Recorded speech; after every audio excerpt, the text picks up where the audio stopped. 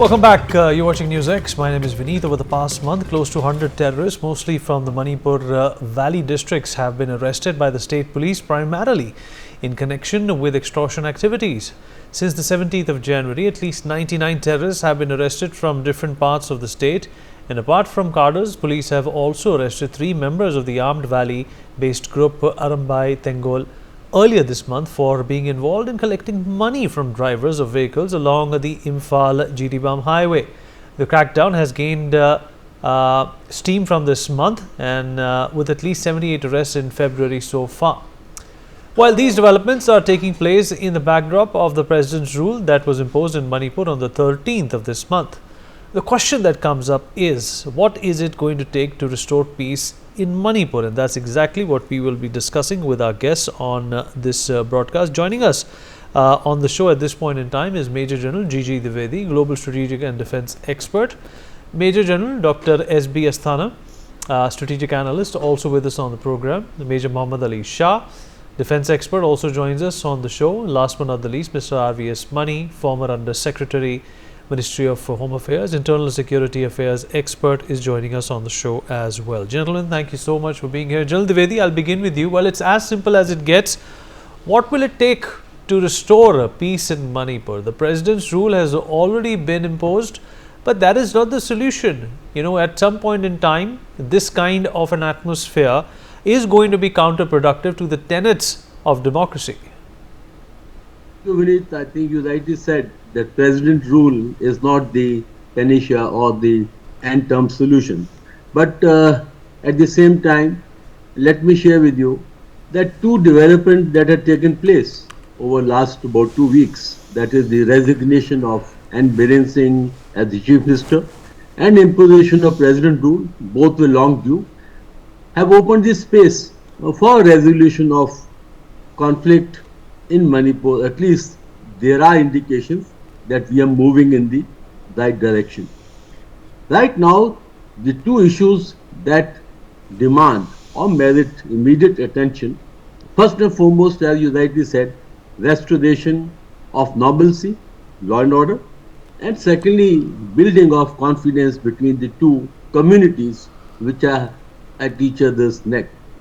Now, first point, 100-odd terrorists or 100-odd militants or insurgents have been taken into custody is a step in very positive direction.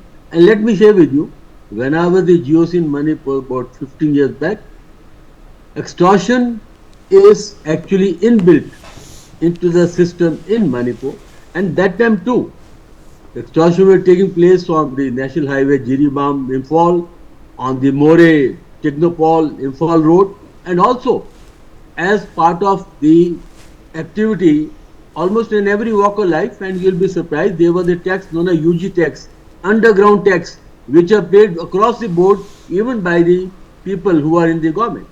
So I think this step of arresting these criminal elements or these insurgents is a step in the right direction. And I think this should now gain momentum, because this is one of the major factors which can lead to some kind of normalcy and restoration of law and order.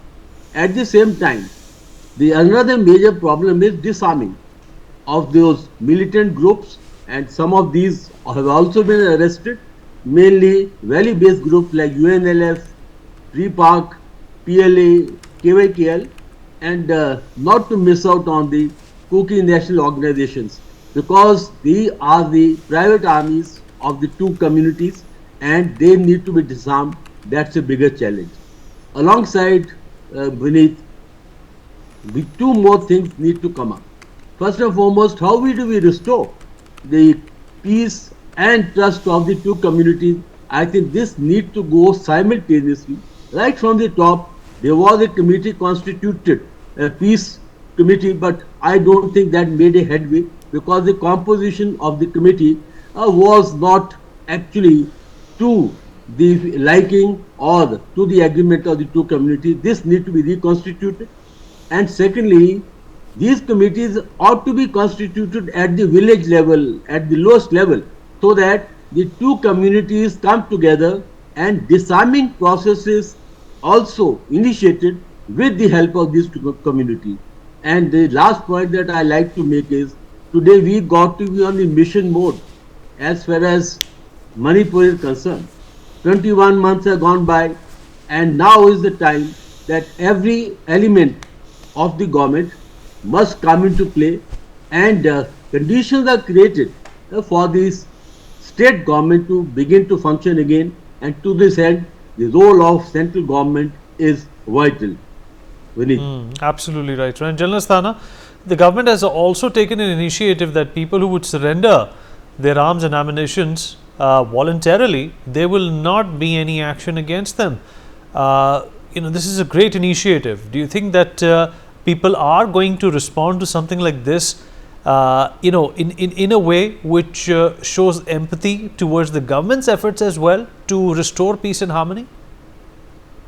See, the surrender policy and concessions while surrendering, this has been tried out earlier as well in other states, especially in Assam, where we did run into this problem of that Ulfa surrendering finally became Sulfa, because even after surrendering, they started doing the same thing again, and so then they were called as Sulfa, that is surrendered Ulfa. So that's one part of it. But then the question is, you have to give some kind of alternative to a person who wants to join the mainstream, and therefore to that extent this is a good initiative, and this initiative of course will have to come with a lot of restrictions, having learned a lesson what we did to Ulfa, and therefore I think the policies accordingly will have to be tweaked. The kind of concessions which are given to a surrendered militant, they also again accordingly get tweaked. Now, just adding on to some more issues as far as the extortion is concerned, you see, there are two different groups. There are a whole lot of groups which we have talked of, and which others also must have mentioned by now. Let me tell you that if we divide these groups, there are some meaty groups and there are some the groups of the other tribes. So between the tribals and others, extortion and a power of extortion is a power of contestation which continues within these groups, and this extortion became quite is rampant there, and it needs to be controlled, and therefore all these arrests they make a lot of sense, and more so when we are in president rule and when the central government and central security agencies can help, and with this I think a lot of problems can get resolved, because there are a lot of crimes connected to extortion. Similarly, when we talk of the various groups, now initially there is also a problem that some of the groups have signed this suspension of operation agreement and some of them have not. There was a controversy to say that people who have signed suspension of operation, against them the security agencies were not taking that kind of action, and others who have not signed, they were being caught, whereas both of them got involved in extortion. Now this became quite prominent, and that is why you would have seen that during the chief minister's tenure, allegations were made that okay, meaty groups also extorting are not being perhaps handled that strongly as compared to the other groups, and that is why I think this president rule is an opportunity where you can have the neutral stance for everybody, and anybody extortion, whether he is from SO party or whether he is from any other party or whichever group he is, he should be taken to task, irrespective whether his party did sign the suspension of op or not. Similarly, when we look at the history of this extortion, it's a very interesting history. Like NSC and IM used to say that okay, during the British rule, we were given a fixed amount of sum by the government. British used to give them a fixed amount of sum because they find that this area is very difficult to be organized, and they used to tell them that okay, you manage and you govern certain areas which they feel that they can't govern. So that is how this inner line permit, so-called inner line permit, came into being. Now these people falsely, it is no more applicable, but these people falsely claim that then government was giving. Now this government, the Indian government, after we got independence, nobody is giving us. So we are extorting. If you want us to extort, then you start giving us some because we are a recognized party and were recognized for some kind of governance even before the before India became an independent India. So these were some awkward logics, but none of these logics hold good.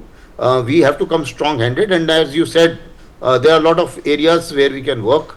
There are a lot of areas where we have the security is one issue, where I think the deployment, the synergy, I think that is taking place, and the fact that so many arrests have been made and so many actions have been taken, I think things are on the right direction. Similarly, the border control regime, they're reducing the FMR regime right from 16 kilometer to 10 kilometer. I think that's also a good step. Although the fencing was opted for, but some of the states like Mizoram, they were objecting to this fencing. But then the fact is that I think some kind of fencing and some kind of strictness on the border, because Myanmar itself is troubled, and therefore some of these tribals being sympathetic and allowing some illegal immigrants to stay with them is been an allegation which continues, but which needs to be stopped. Similarly, when we talk of the social part, social rehabilitation, there also I think government has to do a lot. The other day I found that one of these so-called insurgent groups, Indian insurgent groups, they were running a school. Now they are trying to give a message that we are also helping out in governance and managing your schools because children have not gone to schools, especially from the refugee camps. So I think we need to perhaps rehabilitate, and also the education awareness, I think the campaigns of that kind. Similarly, some legal actions in terms of the fast track courts, fast track justice, the law and order machinery needs to be built up. Some peace building efforts, some reconciliation groups, some inter-community dialogues to be initiated. Similarly, I believe there are a fair amount of the fair amount of ex-servicemen there who can also be tapped. Some very senior officers also are there who can look at the peace and harmony, who have served with both the tribes and who own fair amount who owe a fair amount of respect amongst both these tribes. So they also need to be got in, and I think some action, some initiative for that was also being done, because I recall when Army Chief had gone there, he had met most of the ex-servicemen, and I think they were also perhaps can be part of this kind of reconciliation process. Right. Vineet. Absolutely. Mr. Mani, are you happy? Are you content with the way things are panning out in just a matter of a week's time since the president's rule has been imposed? And do these surrenders are a direct consequence of the change of trajectory of the way the government was in fact dealing with Manipur? Thank you, Vinay. Thank you for inviting me for the show. At the outset, let us get it very clear. Finance is the lifeline of all these militancies and terrorism and all. By virtue of arresting the 90 or 99 or 100 terrorists, extortion is one vital cog in the wheel of terrorism is been addressed. Similarly, a few days back, there was also, both in Assam poppy cultivation also affects the Manipur trafficking, as well as for Manipur, even during Viren Singh's reign, he had burnt all the poppy cultivation. But that part is not adequate, because in Manipur, around poppies constitute only 35 to 40% of the drug traffic, and drug trafficking is one of the major sources of funding to this militancy and all that, especially the ones which is coming from this Mizoram route, foreign routes, and that is where the border fencing should be taken very in the right earnest, notwithstanding Myanmar route, notwithstanding it, as General Astana pointed out. That is number one. Number two is General Astana also pointed out a very, very vital, important point about FMR rules. I think it is my personal view that FMR rules, the movement through the borders, should be made highly restricted for till the time peace settles down in Manipur, because every time we relax, we have found that the more troublemakers are using it or abusing it to foster trouble. Until now, the confidence has not a particular level of plateau. We have not reached to be really relying upon that. So on that front, indeed, there is a little more restrictive entry should be. FMR may be relaxed, yes, for 16 kilometers to 10 kilometers, or rather even earlier less than that. But need for restricted entry, the entry regulation at the border itself is very, very important. By some, even you set up a temporary land port authority LPA post there, outpost there, so that the immigration or whatever whoever is going, they are able to have a sense of who is entering. Now, with a free movement, there is no control over who is entering and who is not, and who is good for the state and who is not. So some regulation is required at that point of time till this dust settles in Manipur. That is number one. Indeed, as he said, both the terrorist groups, there have been many successes recently. The paramilitary forces and the local police and the army are working in tandem. There is much more synergy and all after President rule has come. And unity of command is, of course, a very, very important thing in such type of situation. So on those front, yes, there have been successes. I agree with them. But again, General Astana said very vital thing, that the pardoned militants getting into, whether it is the SOO signatory being again suspicion of operation signatory, or his group or his members getting into this type of extortion or not, we have paid the price, because earlier also in the, as he taken the case of Assam, we have also had some surrendered militants in Kashmir who were recruited through special recruitment, who are facilitating terror attacks in other parts of the country.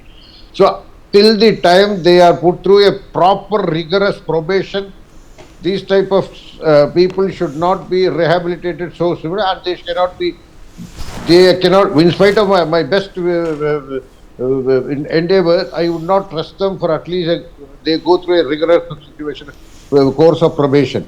So these are all very important factors. And as he said, right from the block level, right from the village level or a block level, first a peace committee. Out of that peace committee, communities of both which are representatives, they should escalate themselves to the district committee. District committee again integrates itself, and some few of the members get into the state committee. This type of come all go all peace committee of 55 members is not going to work. It should be very focused. People who command the respect from both communities, some sort of a leadership, some sort of a recognized people, and also, as Asana again pointed out, ex-servicemen, especially some very senior retired army officers are there settled in Manipur. Co-opt them, take their help. In conflict resolution, in negotiation, maybe they are better. So take them over, and senior people who are settled there, and use their best services, so that this extortion part, financing part, you have covered. But beyond that, where do we go from here? That is where these senior people who are sitting there, retired veterans and all, exactly, you use them for talking the peace process among the community. All right, use their credibility, and that is let me bring in Mohammad Ali Shah also into this conversation. Mohammad Ali Shah, somebody who understands the social as well as the physical landscape of Manipur, can also weigh in on these people surrendering, as well as the president's rule basically leveraging the situation to a point, Ali, where peace seems to be a probability. Vineet, absolutely, very well said by you, and I totally concur with every single panelist over here. In fact, both the general officers, General Asthana and General Dwivedi, spoke very well, and I totally concur with their views. I spoke to, and of course, and Mr. Mani made complete sense. I totally concur with all the views. Now, Vineet, only thing I find lacking over here is there could be, I don't know, at least I'm not aware, I'm sure the other panelists would not be aware, the need of the interlocutors over here. Where are they? I mean, I'm sure the government would have appointed, or if they haven't, then I have missed out. It's my mistake. But where are the interlocutors? They are supposed to be brought together to make both the communities talk for a dialogue. Because dialogue is the only way forward. We can go on saying it, but what have we initiated towards the dialogue? About 2 odd months back, the Home Ministry had taken an initiative of getting the leaders of both the communities. That was a very good thing. Nothing may have come out of it, but it was a good start, I would say. So it's very difficult to actually get peace because wounds are so deep. Now let me tell you, all the panelists over here, in fact, General Asthana is from the Assam regiment. His troops were all from, most of them are from Manipur. In fact, General Dwivedi commanded a division there in Manipur. And the same time when I was a young captain there. And of course, Mr. RVS Mani has extensive experience about the northeast part of India.